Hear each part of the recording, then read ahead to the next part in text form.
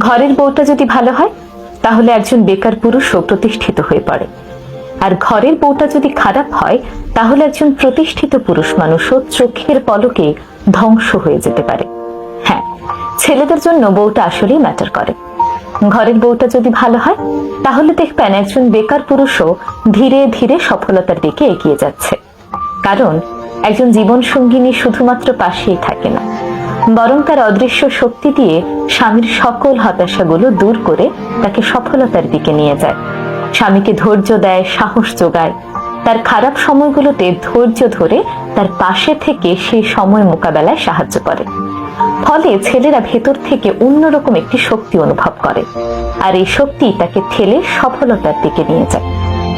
অপরদিকে ঘরের বউটি যদি চরিত্রের দিক থেকে খারাপ হয়, নেতিবাচক মনোভাবের হয়, তাহলে একজন প্রতিষ্ঠিত পুরুষও ভেতর থেকে ভেঙে পড়ে।